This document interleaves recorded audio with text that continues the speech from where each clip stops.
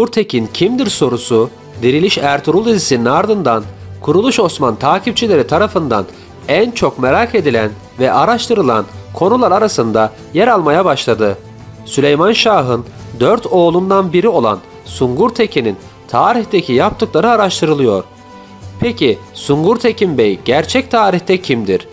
Nasıl yaşadı ve nasıl öldü? İşte sizler için hazırladığımız Sungur Tekin Bey'in hayatı. Süleyman Şah'ın Sungur Tekin, Gündoğdu, Ertuğrul ve Dündar adında 4 oğlu vardı. Sungur Tekin, Süleyman Şah'ın bu 4 oğlunun en büyüğüdür. Ögeday'ın ordusuna sızan ve ilk zamanlarda hain olarak anılan, daha sonra öldüğü sanılan Sungur Tekin'in aslında Selçuklu Devleti adına Ögeday'ın ordusuna sızmış ve oradan bilgiler aktaran bir kişidir. Sungur Tekin ve Gündoğdu kabileleriyle birlikte eski yurtlarına döndü. Dündar Bey ve Ertuğrul Gazi ise 400 çadırlık aile efradı ile beraber yeni bir yurt aramak için Pasin Ovası ile Sürmeli Çukur yöresine gittiler.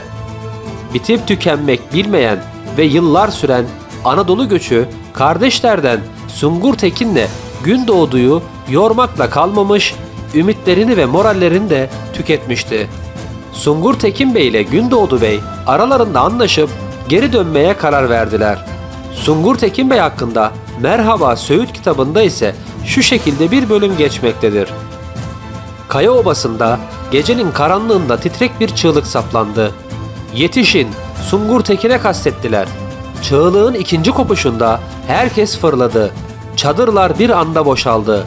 Kim ne kapabildiyse kapıp Sungur Tekin'in çadırına doğru delice koşmaya başladı.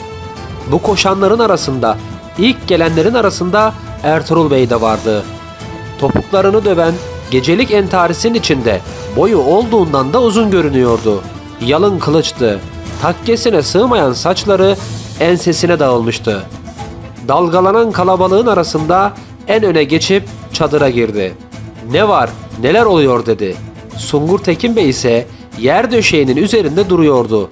Kılıcı elindeydi. Oldukça da sakindi. "Canımıza kastedildi." dedi. Ertuğrul Bey ise bu sözler üzerine deliye döndü.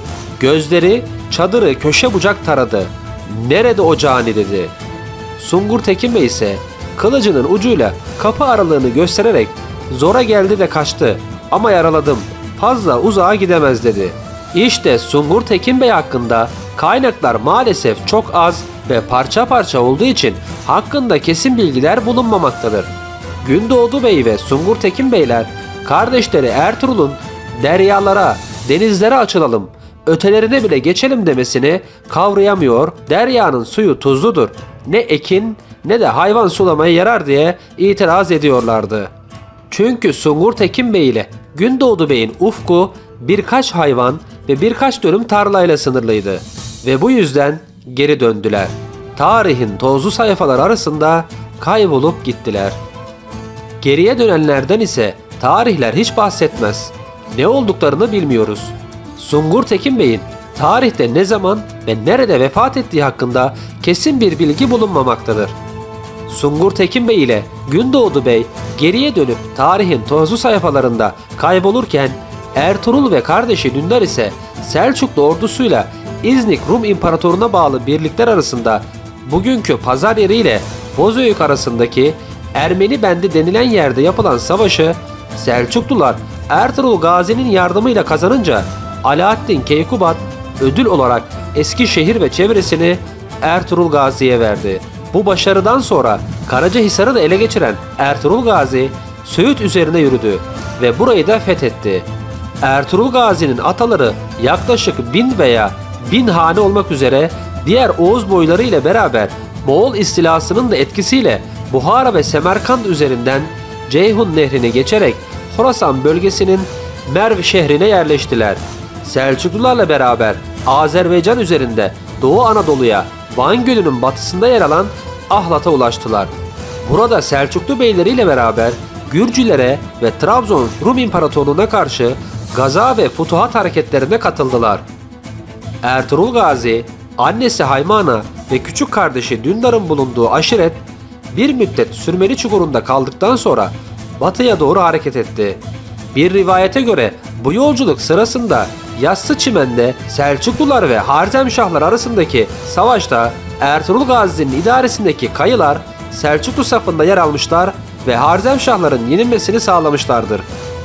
Selçuklu Sultanı Alaaddin Keykubat, Ertuğrul Gazi idaresindeki kayıları bu savaşlarındaki hizmetlerinin karşılığında ödüllendirdi ve Ankara'nın batısındaki Karacadağ'ı ödül olarak onlara verdi.